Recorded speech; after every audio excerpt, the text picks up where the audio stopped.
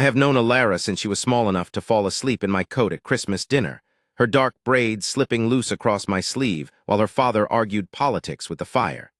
She was the kind of child who asked questions no one else thought to ask, who wept at injured birds and pressed wildflowers between the pages of serious books. She grew into the kind of woman who deserved a great deal better than what the world gave her. I will tell you what happened on the road to Ashfield in the autumn of her 24th year, because I was there for the beginning and the end of it, and because I think she would want someone to tell it right. She had been engaged to Mr. Harwick Fens for 11 months. He was not a bad man, precisely. He was an indifferent one, which is sometimes worse. He had a moderate fortune, a moderate face, and a moderate disposition, all of which suited Alara's father very well, as moderate men rarely object to the terms of a settlement. Alara had accepted him with the quiet grace she brought to most things she did not choose. She had unpacked her trousseau. She had chosen the church flowers. She had written 43 letters of invitation on her mother's good stationery. 3 days before the wedding, Harwick Fens married a mill heiress from Coventry. He sent no letter, he sent his solicitor.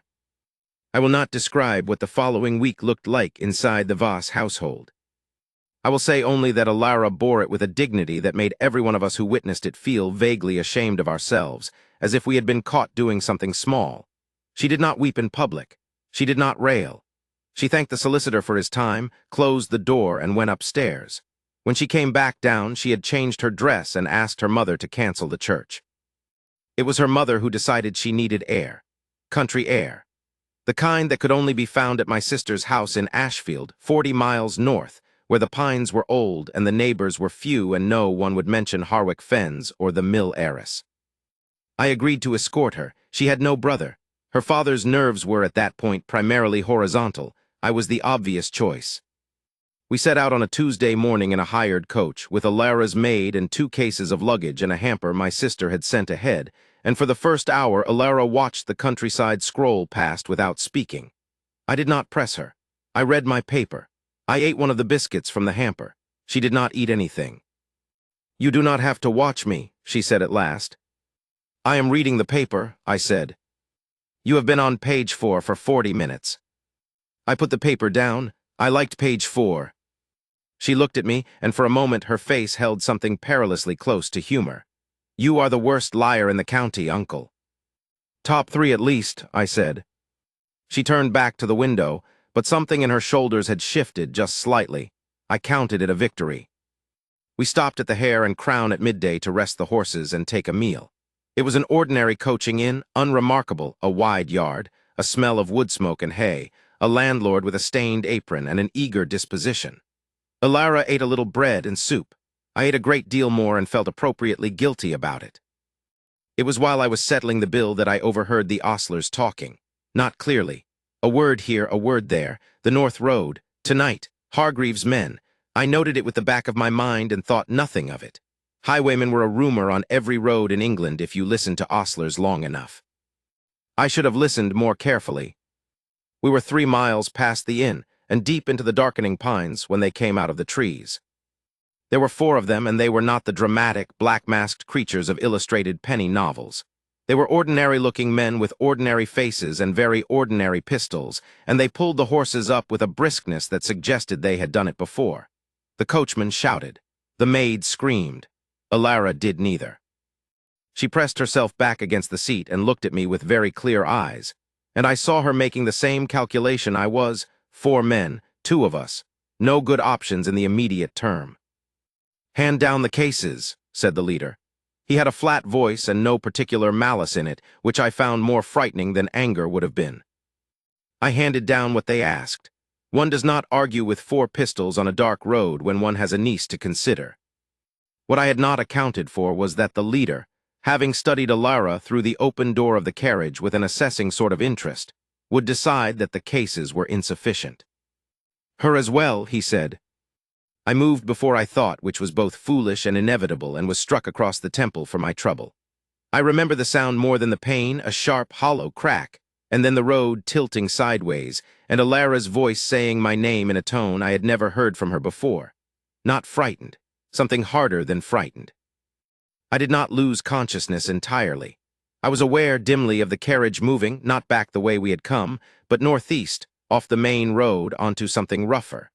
I was aware of the maid's muffled crying and the sound of horses.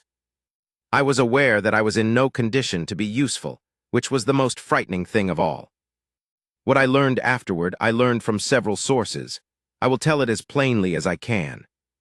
The Ward Duke of Veldmore had been traveling south on the same road that afternoon, returning from his estate's northern boundary with 2 outriders and his steward.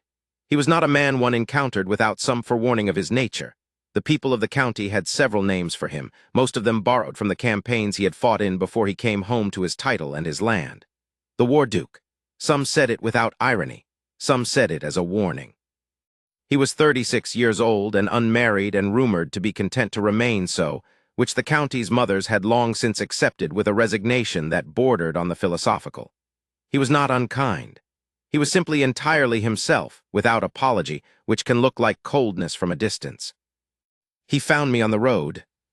I had managed, eventually, to half fall and half climb from the carriage where it had been left, the hired coachman having taken the horses and fled, a decision I could not entirely condemn. And I was sitting in the road in a manner I prefer not to dwell upon when the Duke's party came around the bend. He dismounted before his horse had fully stopped. I will say that for him without hesitation. "Who did this?" he said. "4 men," I said. "They have my niece." He was still for a single breath. Then, which direction? I pointed northeast. He remounted in one movement, said something to his outriders in a voice I could not hear, and was gone. I have reconstructed what followed from what Alara told me and what the outriders reported. It is not a complete picture. Some of it is her account, and some of it is theirs, and the pieces do not always line up with perfect precision, which is what happens when several people are frightened at once and afterward tell it from separate corners. The carriage had been taken to a disused farmhouse 2 miles from the road, set back in the trees. The men's plan, it was not a very sophisticated plan, but it did not need to be, was to wait for a response or a ransom, or simply to decide what to do with a well-dressed young woman who might have connections worth exploiting. Alara, for her part, had been doing what Alara always does when she cannot act outwardly. She had been paying attention. She counted the men. She noted the single lantern, the unlocked window in the back room where they had put her, the dog that was chained rather than loose. She did not know whether any of this information would be useful. She stored it anyway, the way she always had, the way I had watched her do since she was 8 years old and cataloging the insects in my garden with a precision that embarrassed the gardener. She heard the Duke before she saw him. There was a great deal of noise, briefly, shouting, something breaking. A pistol discharged once and then not again, and then there was quiet of a different quality than the quiet before. The door opened. She said afterward that her first thought was that he was very large.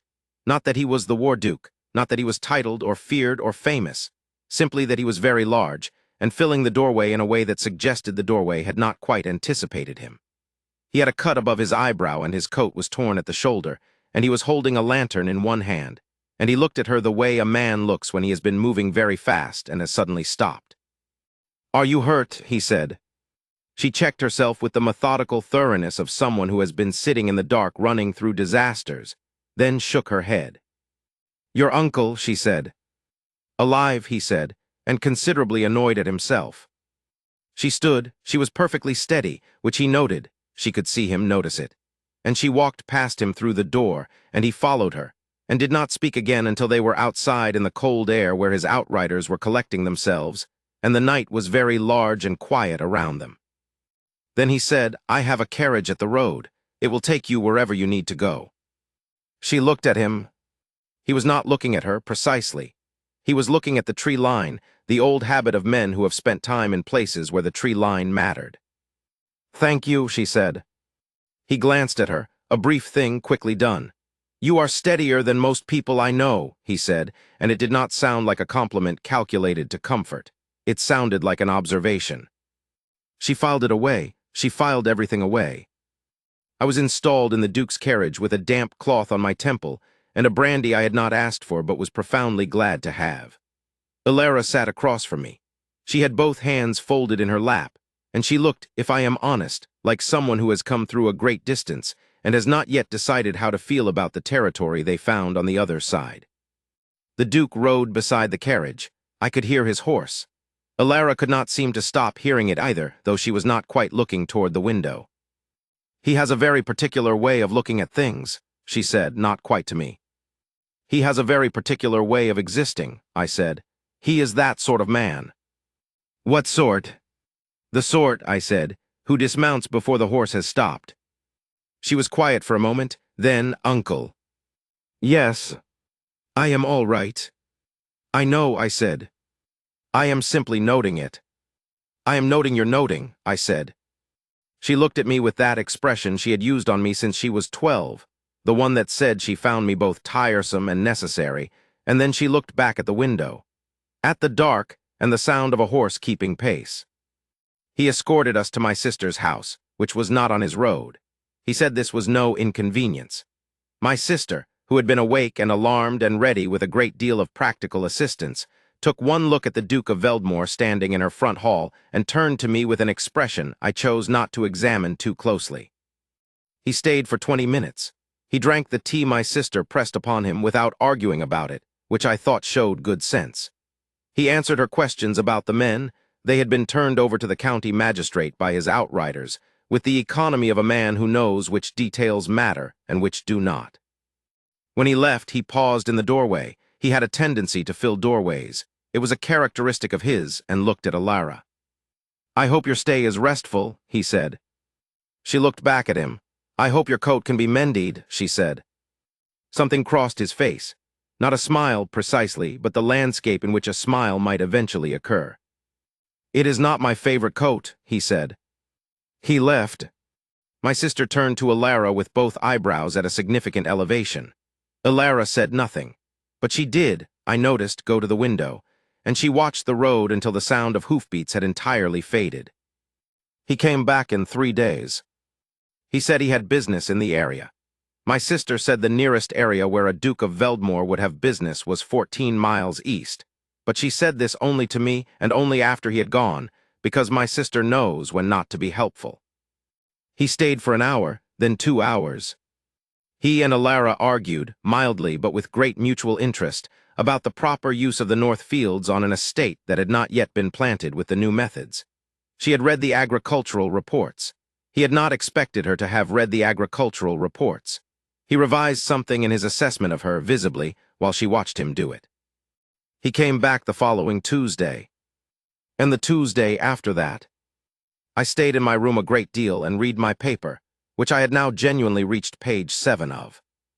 He proposed on a Wednesday, which surprised no one except Alara, who had not quite allowed herself to believe it was coming. He did not make a performance of it. He was not a man who made performances of things. He said what he meant, which was, that he had not intended to come back, and then had come back, and had continued to come back, and had eventually recognized this as information about himself that he was obliged to act on. That she was the clearest-minded person he had encountered in a great many years of encountering people.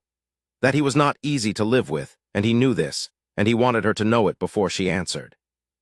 That if she would have him, he would spend a considerable number of years attempting to be worth the trouble. Alara looked at him for a long time. Then she said, "I have read volume 3 of the Hadley reports, which you have not. I will require your attention during the planting season." "You have it," he said.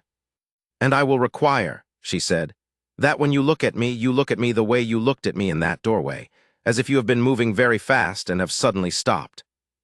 He was quiet for a moment. His expression, always careful, had shifted into something I had not seen from him before, something unguarded. "That," he said, "is not something I will be able to help." They were married in the early spring, in the church in the village near Ashfield, with my sister in the front pew making no effort whatsoever to conceal her satisfaction. Alara did not wear white. She wore a deep green that her mother had tried to argue her out of, and that suited her extremely well. She walked up the aisle on my arm, and she was not shaking. He was waiting at the end of it. He was, as I have mentioned, very large, and he filled the space at the altar in a manner the altar had not anticipated. And when she reached him, he looked at her precisely the way she had asked him to, as if he had been moving very fast and had suddenly stopped, and I saw her breath catch once, briefly, before she gathered herself. The vicar said the words. The Duke said them back with the same flat certainty with which I imagined he had once called an order across a battlefield. A thing decided, a thing meant. She said her own words quietly, but without hesitation. Afterward, in the churchyard, with the spring light coming through the pines and my sister weeping into a handkerchief she had brought for exactly that purpose, Alara looked at me over his shoulder, and she smiled, not the careful, managed smile of a woman performing composure, but the real one, the one I had been waiting to see since the solicitor knocked on her father's door. I had told you she deserved better. I was right in the end. She got it.